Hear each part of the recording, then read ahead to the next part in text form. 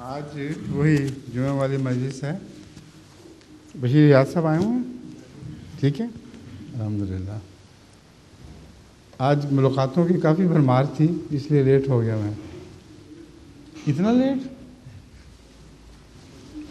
8 بجے تک ہے، 40 منٹ ہیں، تو جیسا بھی ہے گزارا کرتے ہیں. آج ہیں شروع کریں جی. کون ہے آج سب سے پہلے سوال کرنے والا؟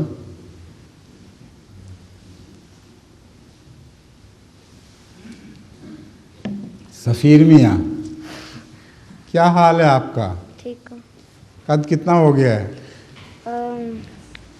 جب سے آپ نے سب سے پہلے کیا؟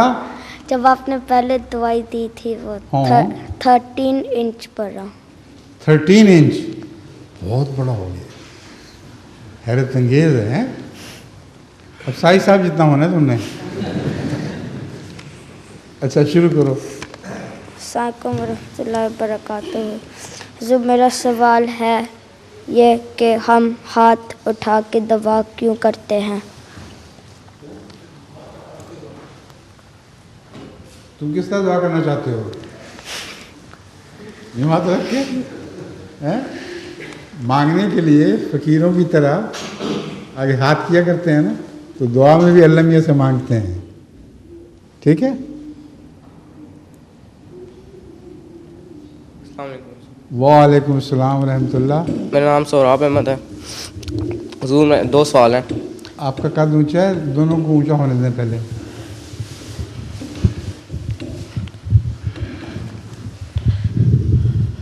ٹھیک ہے. حضور پہلا سوال یہ ہے کہ ہمیں یہ تو پتہ ہے کہ غیر احمدیوں کا جنازہ ہم لوگ نہیں پڑھتے، تو کیا ہم لوگ غیر احمدیوں کی قبر پہ جا کے دعا کر سکتے ہیں؟ کر سکتے ہیں.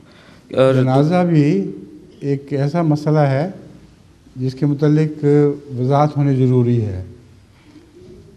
غیر احمدی اگر کہیں کوئی جہاز مثلا کریش کر جائے، اکثر جگہ دنیا میں جماعتیں موجود ہیں مگر وہ دوسرے لوگ نہیں ہوتے، تو کسی مسلمان کو بغیر جنازے کے دفن نہیں ہونے دینا.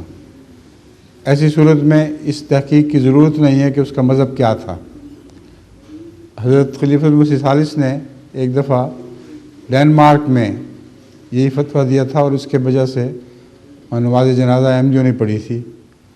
غیر احمدی بھی ساتھ شامل ہو گئے ہوں گے مگر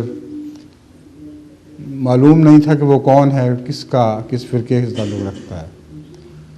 تو یہ بات اچھی طرح یاد رکھو کہ ہر مسلمان کا جنازہ ضروری ہے. اور جہاں تک دعا کا تعلق ہے، یہ تو بے شک دعا کریں قبر پہ کھڑے ہو کر، قطعاً منع نہیں ہے. دوسرا سوال کیا ہے؟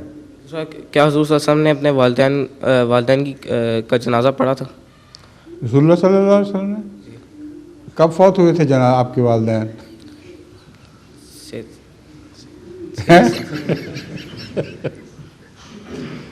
والد تو پیدائش سے پہلے فوت ہو گئے تھے، والدہ چند سال کے تھے تو فوت ہو گئی تھی.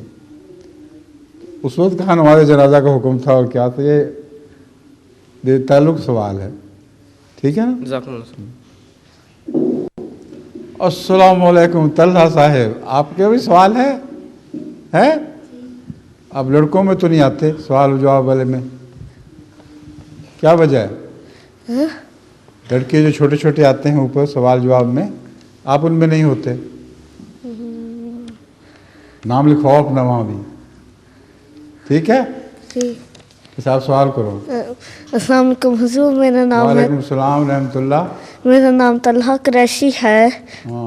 میرا سوال ہے جھوٹ بولنے کی کیا سزا ہے؟ جھوٹ بولنے کی پہلی بات تو یہ تمہیں خیال کیوں آیا جھوٹ بولنے کا؟ تم تو بڑے سچے بچے ہو. تو امی جو بتایا کرتی ہیں باتیں، وہ کہتی ہیں کہ بہت ہی سچا ہے، ہر بات بالکل صاف کرتا ہے. تو تمہیں کیا ضرورت ہے جھوٹ کی؟ ہر بات منہ پہ کرتے ہو بالکل صاف، کیا کسی کو برا لگے؟ ہے نا، کرتے ہو نا. اور مجھے یاد ہے تمہارا پہلے تم میرے پاس آتے تھے تو تمہاری امی جب شکایت لگایا کرتی تھی نا تمہاری بیہودہ باتوں کی، تمہیں بڑا غصہ آیا کرتا تھا، واپس جا کے کہتے تھے کیوں آپ نے ایسی شکایت کی ہے؟ تو امی کہا کرتی تھی میں جھوٹ نہیں بولنا. دیکھا کیسی اچھی نصیحت کی تھی تمہیں. تو تم یاد رکھو جھوٹ بہت بری بلا ہے، ہر برائی کی جڑ جھوٹ ہے. اگر جھوٹ سے توبہ کرو تو ہر بدی سے بچ سکتے ہو. اللہ بھی سچ ہے، اس کا نام ہی سچ ہے، تو جھوٹ کا تصور بھی نہ کبھی کرو. ٹھیک ہے، شکریہ.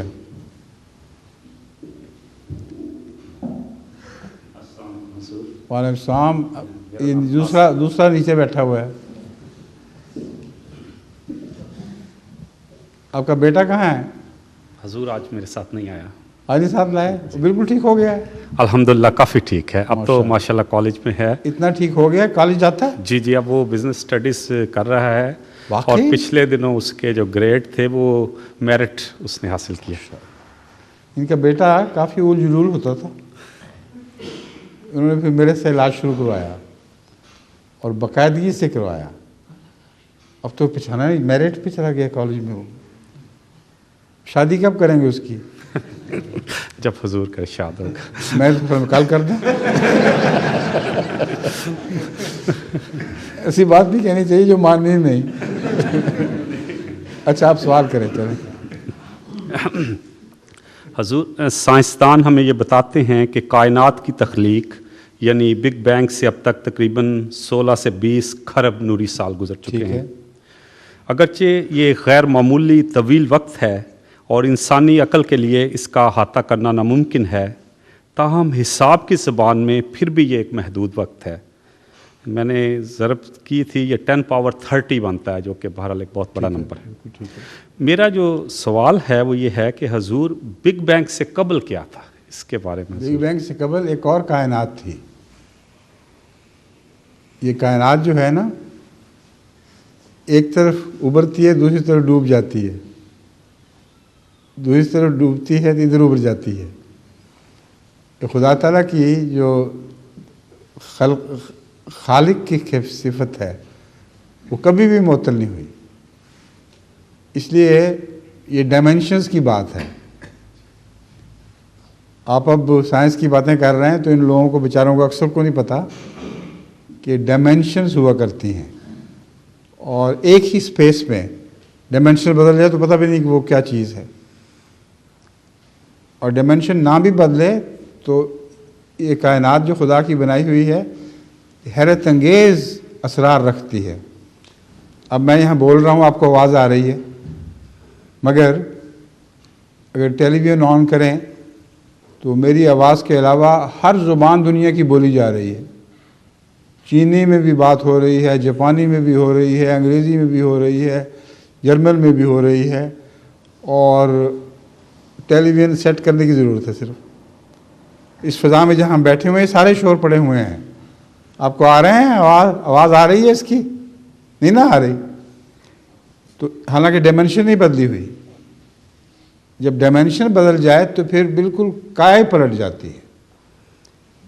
اس کی مثال میں دیا کرتا ہوں ہمیشہ. حضرت صلی اللہ علیہ وآلہ وسلم پر جب یہ آیت نازل ہوئی کہ ارضھا کارض السماوات والارض، کہ جنت کی جو ایکسپینس ہے اس کا پھیلاؤ وہ زمین و آسمان کے برابر ہے. تو اس زمانے کے لوگ تو یہ ریلیٹیوٹی سمجھ ہی نہیں سکتے تھے، وہم و گمان بھی نہیں آ سکتا تھا. تو انہوں نے پوچھا یا رسول اللہ اگر جنت اتنی بڑی ہے تو جہنم کہاں ہے؟ آپ نے فرمایا وہ بھی یہی ہے، لیکن تمہیں علم نہیں ہے. تو یہ تعلق ریلیٹیوٹی سے ہے. اور اگر کائنات ایک طرف سے ڈوبتی ہے تو کسی اور ڈائمنشن میں نکل آتی ہے. اللہ ہی بہتر جانتا ہے کہ کیا بنتا ہے. ادھر ڈوبے ادھر نکلے، ادھر ڈوبے ادھر نکلے، ایسا ہی کچھ معاملہ نظر آتا ہے. ٹھیک ہے. السلام علیکم ورحمۃ اللہ. وعلیکم السلام ورحمۃ اللہ. کیا حال ہے؟ جی الحمدللہ. جی فرمائیے. تو میرا سوال ہے کہ حضور سے ایسی بہت سی مجالس میں یہ سوال کیا گیا کہ احمدیت کا جو آخری غلبہ ہے، جو حقیقی اسلام کا غلبہ ہے، اس وقت غلبہ ہونے کے بعد اسلامی حکومت کا اور خلافت کا تصور جو ہے وہ کیا ہوگا؟ خلافت کبھی بھی حکومت اپنے ہاتھ میں نہیں لے گی. احمدیہ خلافت کا حکومت سے کوئی بھی تعلق نہیں. یہ ایک روحانی منصب ہے اور روحانی رہے گی. جس دن یہ حکومت میں آئے اس دن خلافت ختم سمجھیں آپ. اس لیے یہ ناممکن ہے کہ کبھی بھی جماعت احمدیہ میں جو خلافت رسول اللہ صلی اللہ علیہ وسلم کی چل رہی ہے وہ حکومت میں دخل دے. لیکن احمدی ملک جب احمدی ہو جائیں گے تو وہ خود بخود احمدی ملک ہوں گے. ان پہ جو قانون چلے گا وہ احمدیوں کا قانون چلے گا اور وہ خلیفہ وقت کی بات مان رہے ہوں گے. اگر نہیں مانیں گے تو جماعت سے خارج. تو بڑا پکا نظام ہے، اس کو ٹال نہیں سکتے آپ. جو ہے نا مسلم موعود رضی اللہ تعالیٰ عنہ کا ایک لیکچر ہے جو اسلام میں اختلافات کا آغاز کے عنوان سے، اس میں یہ حضور نے بیان فرمایا کہ جو ہے خلافت ثالثہ جو تھی حضرت عثمان رضی اللہ تعالیٰ عنہ کے دور میں جو گرفت تھی خلافت کی حکومتوں پر سے کمزور ہوئی، تو یہ سارے فتنے جو ہے وہ اتنے بڑھ گئے. حکومتوں پر سے گرفت جو ہے، ہاں وہ میں سمجھتا ہوں آپ کی بات، لیکن ایک فرق بڑا نمایاں ہے. اسلام میں حکومت اور خلافت الگ الگ نہیں ہوئے تھے پہلے، اور اس لیے کہ رسول اللہ صلی اللہ علیہ وآلہ وسلم سے انہوں نے ورثے میں یہ بات پائی تھی. حضرت صلی اللہ علیہ وآلہ وسلم کو اللہ تعالیٰ نے دنیاوی حکومت بھی دی تھی، تو اس وقت اس کا فرق نہیں کیا گیا. اسی نہج پر چل رہے تھے اور الگ نہیں ہوئے تھے. لیکن بعد میں جب خلافت اور روحانی قیادت الگ الگ ہو گئے تو پھر دو بادشاہیاں قائم ہوئیں. کوئی خلفاء کی نام خلفاء کا تھا لیکن ہوتے ملوک تھے، اور کئی روحانی بادشاہتیں تھیں جو رسول اللہ صلی اللہ علیہ وسلم کی اولاد میں چل رہی تھی. مثلا اسی طرح حضرت صلی اللہ علیہ وآلہ وسلم نے فرمایا تھا کہ ہر صدی کے سر پر ایک مجدد آئے گا. اگر خلیفہ اس وقت تک رہتا تو مجدد کی کیا ضرورت تھی؟ کہتے ہیں آپ آمد تیمم برخاست. تو اسی میں پیشگوئی مضمر تھی. لوگ سمجھتے نہیں اس بات کو کہ رسول اللہ صلی اللہ علیہ وسلم نے جب فرمایا کہ مجدد آئے گا ہر صدی کے سر پر، تو صاف ظاہر تھا کہ اس صدی سے پہلے پہلے خلافت ختم ہو جائے گی. سمجھ گئے؟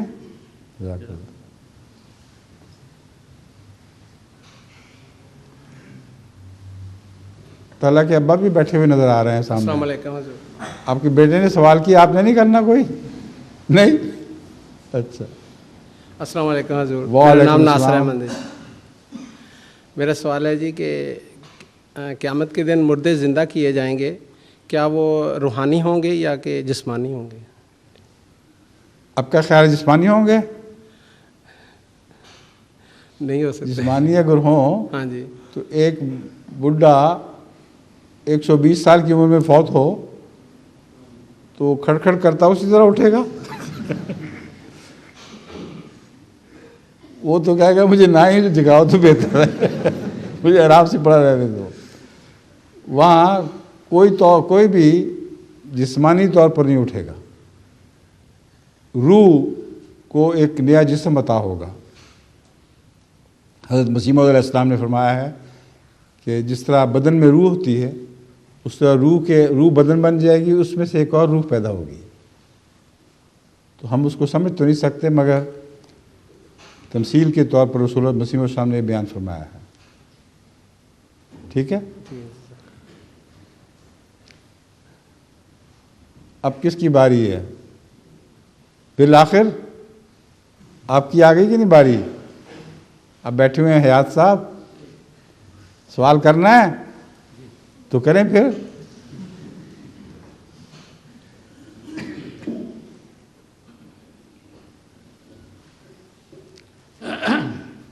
السلام علیکم حضور. وعلیکم السلام ورحمۃ اللہ.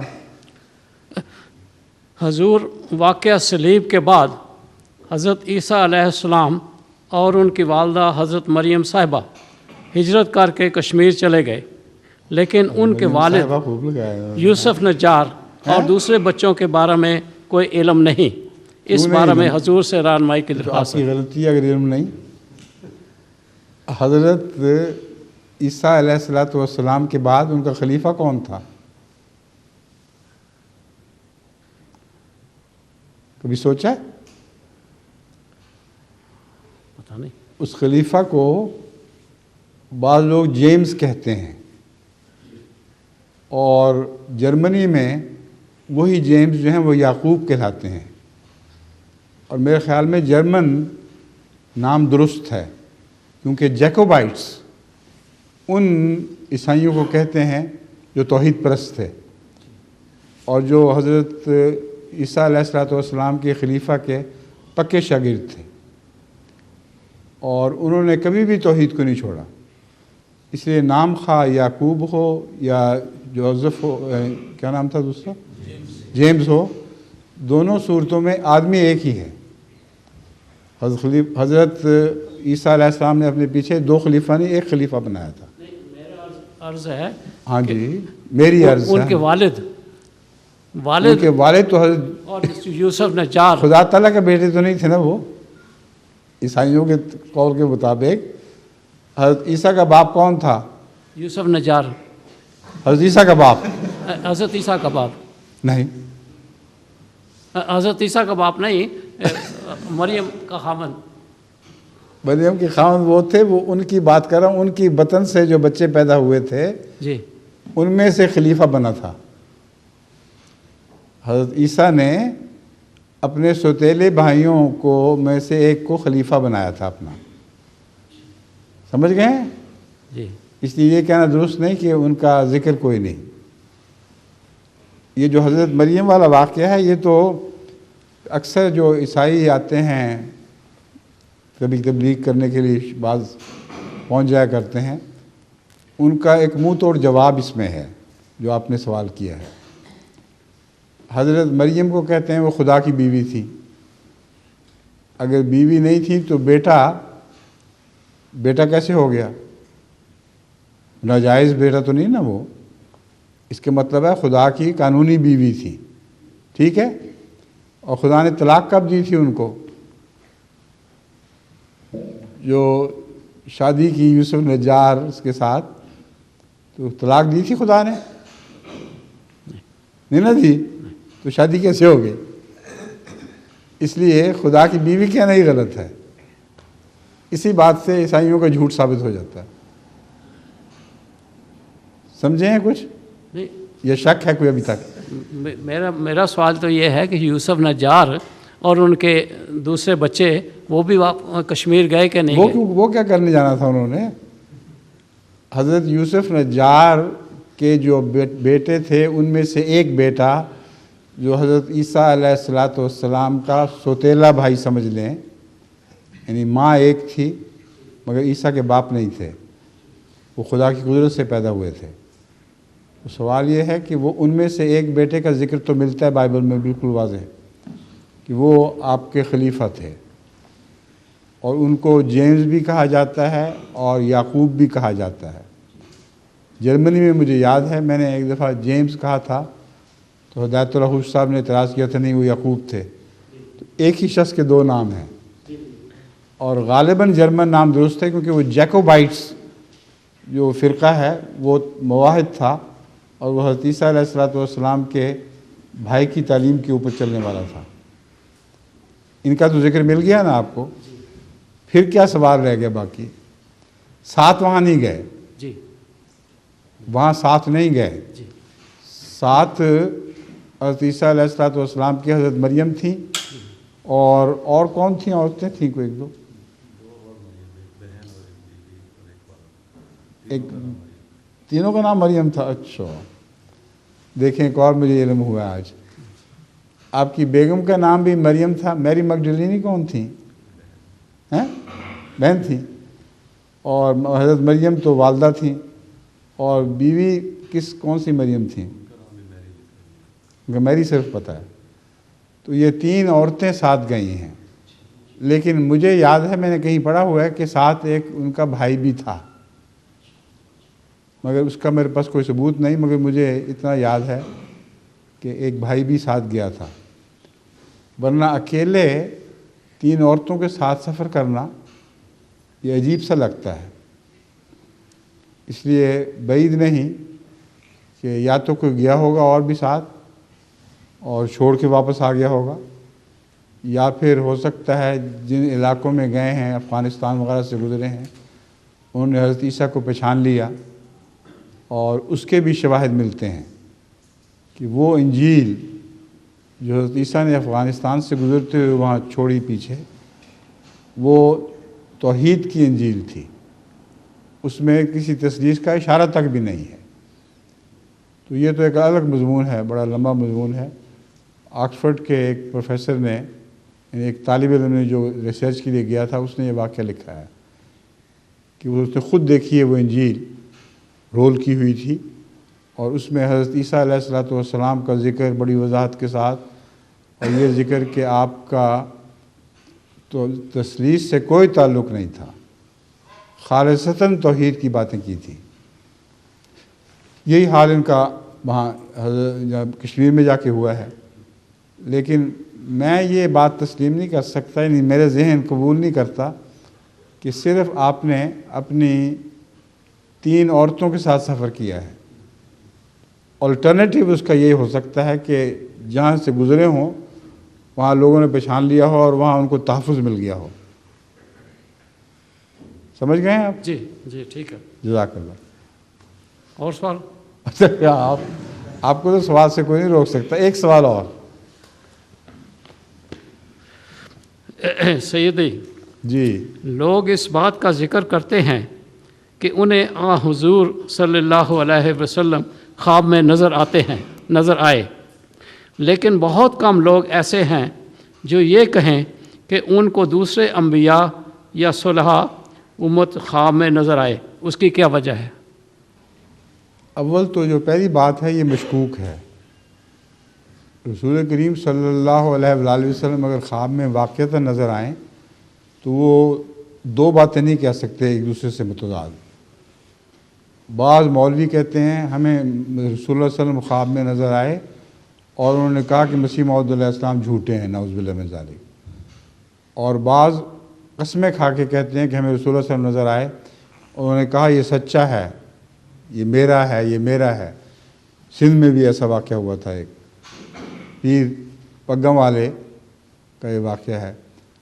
تو سوال یہ ہے کہ رسول اللہ صلی اللہ علیہ وسلم خواب میں اگر اصلی ہوں تو متضاد باتیں تو نہیں کر سکتے، اس لیے وہ جن کو حضرت مسیح موعود علیہ السلام پر یقین ہے وہ یہ یقین تو کر سکتے ہیں کہ وہ رسول اللہ ہوں گے جنہوں نے تصدیق کی ہے، اور جنہوں نے تصدیق نہیں کی وہ رسول اللہ صلی اللہ علیہ وسلم نہیں ہو سکتے۔ سمجھ گئے؟ اب سوال یہ ہے کہ حضرت رسول اللہ صلی اللہ علیہ وسلم کی ایک حدیث ہے کہ شیطان میری شکل اختیار نہیں کر سکتا، تو وہ جو تکذیب کرنے والا وہ شیطان ہوگا، اور وہ جو شکل ہے وہ رسول اللہ صلی اللہ علیہ وسلم کی نہیں ہو سکتی، وہ شکل کسی اور کی ہوگی۔ پھر نفس کی بنائی ہوئی کوئی شکل ہے، اس کا نام رسول اللہ رکھ لیا، ورنہ یہ ہو ہی نہیں سکتا کہ شیطان حضرت صلی اللہ علیہ وآلہ وسلم کی شکل میں متمثل ہو۔ سمجھ گئے ہیں؟ تیسرا سوال کیا ہے آپ کا؟ کاغذ میں نظر ہے۔ لیکن بہت لوگ ایسے ہیں جو یہ کہیں کہ دوسرے انبیاء یا صلحاء امت نظر نہیں آئے۔ آپ کو نہیں بتاتے ہوں گے، مجھے تو بتاتے رہتے ہیں لوگ۔ بہت لوگ دوسرے انبیاء کو بھی دیکھتے ہیں خواب میں، مگر عموماً اگر دیکھیں احمدی تو اکثر یا رسول اللہ صلی اللہ علیہ وسلم کو یا مسیح موعود علیہ السلام کو دیکھتے ہیں یا خلفاء کو دیکھتے ہیں، اور دوسرے لوگ جو ہیں وہ دیکھتے ہوں گے، مگر وہ روایتیں ساری ہمارے پاس جمع تو نہیں ہوتی نا۔ مجھے کئی خطوں میں پتہ لگتا ہے، احمدی جب لکھتے ہیں کہ ہم نے فلاں نبی کو بھی دیکھا، فلاں نبی کو بھی دیکھا، اور میں نے بھی ایک دفعہ مسجد مبارک میں رویا میں دیکھا تھا کہ سارے انبیاء اکٹھے ہوئے ہیں، اور ان نبیوں میں हज़रत मसीह मौऊद अलैहिस्सलाम को देखा मगर रसूलुल्लाह सल्लल्लाहु अलैहि वसल्लम को नहीं देखा। तो मुझे ताज्जुब हुआ पहले तो ये क्या बात है कि सारे नबी जमा हैं और वो नहीं। तो उस वक्त मुझे ख्याल आया कि इस वक्त मसीह मौऊद अलैहिस्सलाम रसूलुल्लाह की नुमाइंदगी कर रहे हैं। तो ये भी रोया में था और सब नबियों को मैं देखता फिरता था, चारों तरफ हर किस्म का नबी दिखाई दे रहा था। हज़रत इब्राहीम भी उनमें थे, दूसरे अंबिया भी थे। तो अब तफसीलन नाम लेकर तो मैं नहीं कह सकता कि एक का नाम मैं पहचानता था, मगर ख्वाब में ये तासुर बल्कि यकीन था कि इस वक्त सारे नबी इकट्ठे हुए हैं और उनका मुंह मशरिक़ की तरफ था। मशरिक़ की तरफ इसलिए कि मसीह मौऊद ने मशरिक़ से ज़ाहिर होना था, वरना तो इंसान को ख्याल आता है कि मस्जिद में सबका मुंह इस तरफ होगा, क़िबले की तरफ। तो क़िबला एक नाम है खुदा की तरफ रुजू का। खुदा तो हर जगह है, वो हर तरफ क़िबला है खुदा। तो उस ख्वाब की ताबीर मैं ये करता हूँ कि मशरिक़ में चूँकि मसीह मौऊद अलैहिस्सलाम ने ज़ाहिर होना था, इंद मीनारतुल बैदा, सफ़ेद मीनारे पर दिमश्क के मशरिक़ में। तो इसलिए उस रोया में हज़रत मसीह मौऊद अलैहिस्सलाम की तस्दीक की गई थी। समझ गए? जी ठीक है। लेकिन एक और सवाल भी है। सवाल तो हैं और लेकिन अच्छा आप देख लेते हैं, अभी औरतों की भी बारी आ सकती जी, है जी। इसलिए अभी बैठ जाएं। और रशीद साहब ने भी अपना सिर खुजलाना है अभी थोड़ी देर तक। है रशीद साहब का सवाल कोई है? कोई नहीं? 20 सवाल अच्छा एक दो कर ले चलें। 20 सवाल ये तो एक मजलिस सिर्फ रशीद साहब की लगनी चाहिए अकेले की। छोटा सा एक सवाल पूछ लेता हूँ और बाकी लोगों ने भी पूछना है। ठीक है। हदीस शरीफ में आया है कि मोमिन की फरासत से डरो। यहाँ मोमिन का लफ्ज़ आया, मुस्लिम का नहीं आया, इसकी क्या वजह? मोमिन की फरासत से डरो, हाँ। मोमिन का लफ्ज़ इस्तेमाल हुआ। हाँ, मुस्लिम तो हर आदमी को जो सिर झुका ले और फरमाबरदार बन जाए उसको मुस्लिम कहते हैं। मुनाफिक कहने के बावजूद अल्लाह ताला ने कुरान करीम में फरमाया है कि तुम अपने आप को मुसलमान कहो मगर मोमिन ना कहो, क्योंकि ईमान ने तो तुम्हारे दिलों में झांक के भी नहीं देखा। तो मुस्लिम फरमाबरदारी तस्लीम को कहते, तस्लीम करने वाले को यानी फरमाबरदारी करने वाले को कहते हैं। यहाँ फरमाबरदारी ज़ुबानी फरमाबरदारी भी कोई करता हो तो वो भी अपने आप को मुस्लिम कह सकता है। ठीक है जी हजूर, ये तो ठीक है, लेकिन एक और हदीस में है अल मुस्लिम और मिरातुल मुस्लिम है। मेरा उसमें मुस्लिम का लफ्ज़ है, मोमिन का नहीं है। ठीक है, वो जिस किस्म का मुसलमान होगा वैसे ही उसको शीशा नज़र आएगा। बात यह है, मैं आपकी बात समझ गया हूँ, मुस्लिम का लफ्ज़ बहुत वसी माने रखता है। इब्तदाई तौर पर जो मैंने माना किया है वही दुरुस्त है कि वो जो सर तस्लीम खम कर दे वो मुसलमान कहलाएगा। चुनांचे कुरान करीम में वाज़ेह तौर पर लिखा हुआ है कि अराब जो हैं वो इस्लाम तो ले आए हैं लेकिन मोमिन नहीं हो सके। तो दूसरा मुस्लिम की तारीफ़ है जो बहुत ही आला दर्जे की तारीफ़ है, अना अव्वलुल मुस्लिमीन, मैं मुसलमानों में से पहला नंबर हूँ। इसका मतलब ये है कि मुस्लिम की जो कामिल तारीफ़ है वो है जो खुदा के सामने भी पूरी तरह सर झुकाए, एक ज़र्रा भी अपना अलग न रखे और बनी नौ इंसान को भी सलामती का पैगाम दे, वो कामिल मुस्लिम है। तो ये आपके सवाल का असल जवाब है। जो लुग़वी जवाब है वो ये है। जज़ाकल्लाह। जज़ाकल्लाह, शुक्रिया। बाकी 19 सवाल बाद में इंशाल्लाह किसी वक्त। अब कोई सवाल है या ख़वातीन को आज आवाज़ हैं? आप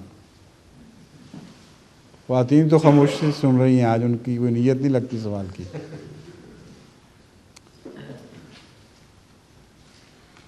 फरमाइए। हुज़ूर, मेरा सवाल पाकिस्तान में ह्यूमन राइट्स अब्यूज़ के सिलसिले में है, इजाज़त हो तो मुझे? हाँ क्यों नहीं, ह्यूमन राइट्स में आपका अपना भी राइट है, ह्यूमन राइट है। हुज़ूर, अभी जो मौजूदा पाकिस्तान के chief executive general Parvez Musharraf ने अपनी स्पीच में پاکستان کا جو ایک کانسیپٹ دیا وہ جناح پاکستان کا ریفرنس دیا کہ میں جو ہوں وہ جو قائد اعظم محمد علی جناح نے پاکستان کا کانسیپٹ کیا تھا وہ لانا چاہتا ہوں.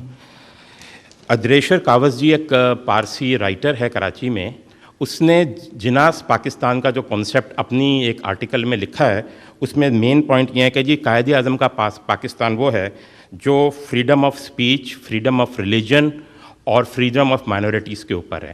اس ریفرنس میں ایک پچھلے آرٹیکل میں اس نے یہ بھی کہا کہ چوہدری سر ظفر اللہ خان پہلے پاکستان کے فورن منسٹر تھے, احمدی تھے, اسی طرح جمشید نصروان جی مہتا اور لوگوں کا, تو یہ ایک اس چیز کی مثال ہے.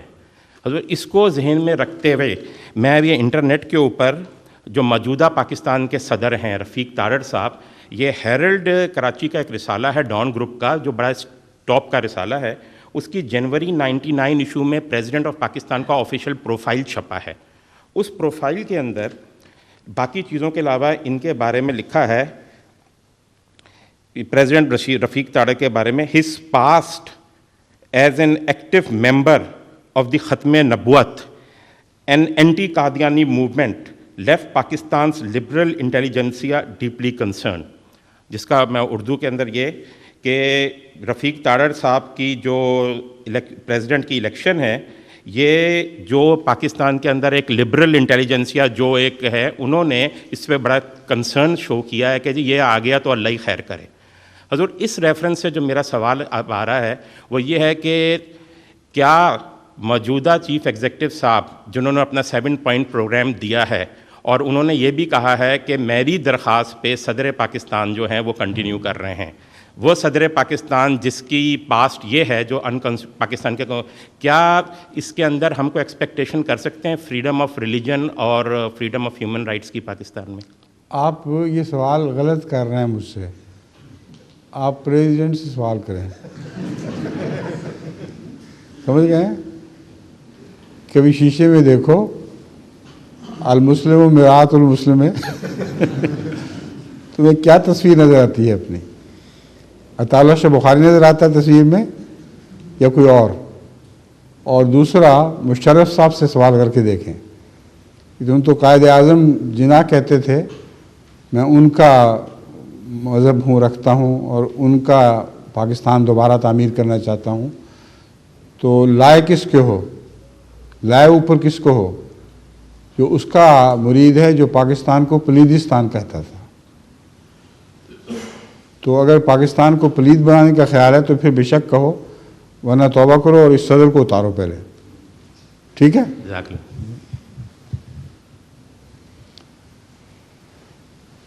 اور شاباش, بچوں نے اب آج خوب باریاں لی ہیں اور عورتوں کو ذرا بھی ہوش نہیں ہے. السلام علیکم حضور. وعلیکم السلام ورحمۃ اللہ. میرا نام طارق محمد احمد ہے. اتنا نیچے نہ کرو, ذرا اونچا. ہاں, میرا سوال ہے کہ سب سے پہلا قرآن شریف کا ہے. کیا سب سے پہلا قرآن شریف کیا؟ سب سے پہلا قرآن شریف کہاں ہے؟ قرآن کریم مختلف اسلامی ممالک کی جو لائبریریز تو نہیں کہنا چاہیے, جو اسپیشل چیزیں وہاں رکھی ہوئی ہیں ان میں ٹکڑے ٹکڑے ملتے ہیں. ترکی میں بہت زیادہ ہے یہ. اور قرآن کریم کو پہلے جو لکھا جاتا تھا کہیں جلد پہ لکھا ہوا تھا, کبھی کہیں پارچات پہ لکھا ہوا تھا, تو وہ سارے عملاً تو مفقود سمجھے گئے جانا چاہیے, مگر کلیم بہت کرتے ہیں لوگ کہ وہ پرانے قرآن کریم کا یہ حصہ ہمارے پاس ہے, کوئی کہتا ہے ہمارے پاس ہے, کوئی کہتا ہے ہمارے پاس ہے. مگر حضرت عثمان رضی اللہ تعالیٰ عنہ نے سارے دوسرے نسخے جو تھے وہ نابود کروا دیے تھے, تاکہ قرأت کے فرق کی وجہ سے دوسری وجوہات کی بعض وجوہات سے آپس میں اختلاف نہ ہو.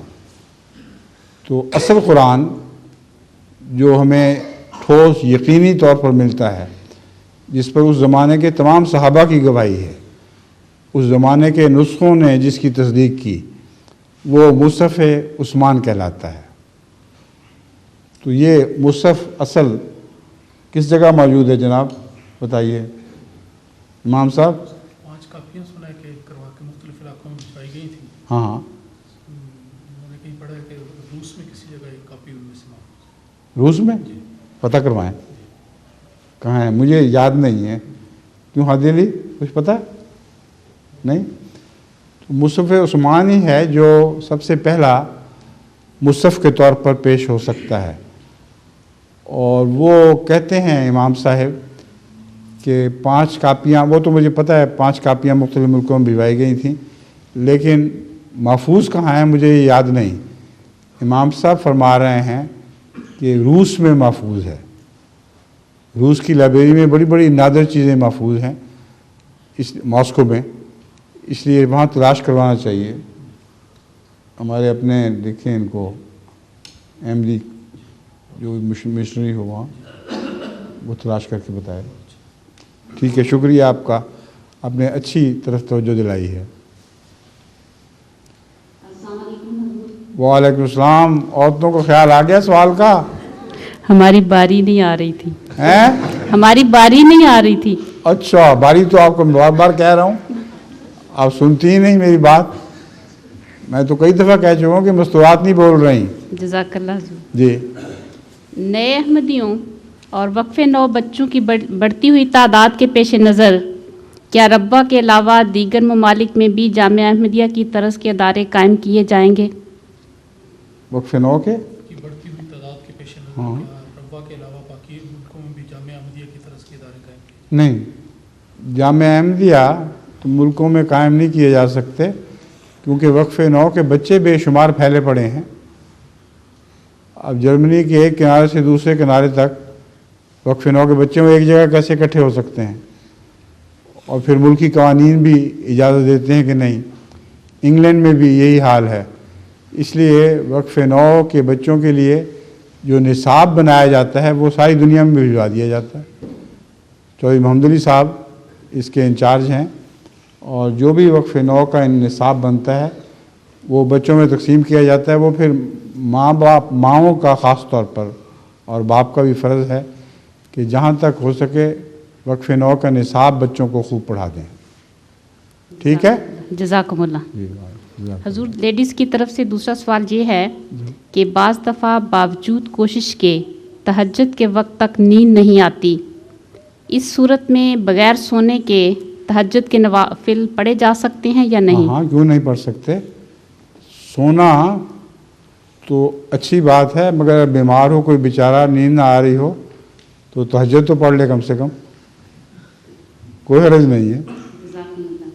حضور, یہ ایک بچی نے سوال پوچھا ہے, جی, رکوع اور سجدے میں قرآنی آیات پڑھنی منع ہیں, لیکن کیا ان کا ترجمہ بطور دعا کے پڑھا جا سکتا ہے؟ اپنے لفظوں میں انسان بعض قرآنی دعاؤں کو ملحوظ رکھ کے دعا کر سکتا ہے. حضور, وہ اگلا سوال ایک اور لیڈی کریں گے. جزاک اللہ, شکریہ. السلام علیکم حضور. وعلیکم السلام. میرا نام رفت مبارک ہے. جی. میں حلقہ انر پاک سے ہوں. انر پاک سے؟ جی. جی. میرے پاس ایک ہی سوال ہے. جی. اگر مرد بیوی کا حق مہر ادا کیے بغیر فوت ہو جاتا ہے اور اسی کی والدہ اپنی بہو کو کہتی ہے کہ اپنے شوہر کو حق مہر معاف کر دو, تو کیا ایسی صورت میں عورت کو حق مہر معاف کر دینا چاہیے؟ جب تک حق مہر ادا نہ کیا جائے, اس کے ہاتھ پہ نہ رکھا جائے, معافی نہیں ہو سکتی. اس لیے مرنے کے بعد اس کی معافی اس کی ساس اگر کہے تبھی بھی ہو ہی نہیں سکتی. حق مہر کا مسئلہ بڑا ضروری ہے. حضرت مسیح موعود علیہ الصلوۃ والسلام کے زمانے میں ایک شخص کے متعلق شکایت ہوئی کہ اس نے اپنی بیوی کو حق مہر ادا نہیں کیا. تو اس سے جب پوچھا گیا تو اس نے کہا, حضور میں تو ادا کر چکا ہوں, یعنی وہ اس نے معاف کر, میں نے دیا اور لے لیا اس سے, کیونکہ اس نے مجھے معاف کر دیا. آپ نے کہا اس طرح نہیں, دیا تھا یا نہیں دیا تھا؟ ہاں, ویسے کہہ دیا تھا. اس کو خامد سے امید ہی نہیں تھی کہ دے گا, اس نے کہا چلو معاف. تو مسیح موعود نے فرمایا اس طرح نہیں, جا کے کسی سے قرض لے لو اور اس کے ہاتھ پہ رکھو اور کہو یہ تمہارا حق مہر ہے, اور معاف کر کے مجھے واپس کر دو. جب اس بیچارے نے قرض اٹھایا بیوی کے ہاتھ پہ رکھ دیا اس نے کہا جاؤ جاؤ چھٹی. میں نے تو اس لیے معاف کیا تھا کہ مجھے یقین نہیں تھا کہ تمہارا منہ تم مجھے پیسے دے دو گے. تو میں نے کہا چلو معاف ہی کر دو, اب پیسے آ گئے اب تو نہیں چھوڑوں گی. تو حق مہر زندگی میں بھی معاف نہیں ہو سکتا, مرنے کے بعد کیسے معاف ہو جائے گا. سمجھ گئی ہیں؟ جی جزاکم اللہ حضور. اب کوئی سوال اور ہے یا وقت ہو چکا ہے, اب 8 بج گئے ہیں. السلام علیکم حضور. ہاں جی فرمائیے. ٹھیک میرا نام روبینہ طاہر ہے اور میں اسٹیٹرم کے علاقے سے ہوں. یہ سوال یہ ہے کہ انسان کی طبیعت کی سختی دور کرنے کے لیے کون سی دعا پڑھنی چاہیے؟ کیسی؟ انسان کی طبیعت کی سختی دور کرنے کے لیے کون سی دعا پڑھنی چاہیے؟ یہی دعا کریں کہ سختی دور کرے. اور کیا دعا کر سکتی ہے؟ میاں سختی کرتے ہیں. میاں معلوم ہوتا بہت ہی سختاً ڈر گئی ہیں آپ کہ گھر جا کے کیا جواب دوں. بہرحال سختی کے لیے یہی دعا کریں اللہ میاں دل نرم کرے جس کی بھی سختی ہے. ٹھیک ہے, اچھا بس اب نماز کے لیے تیاری کریں.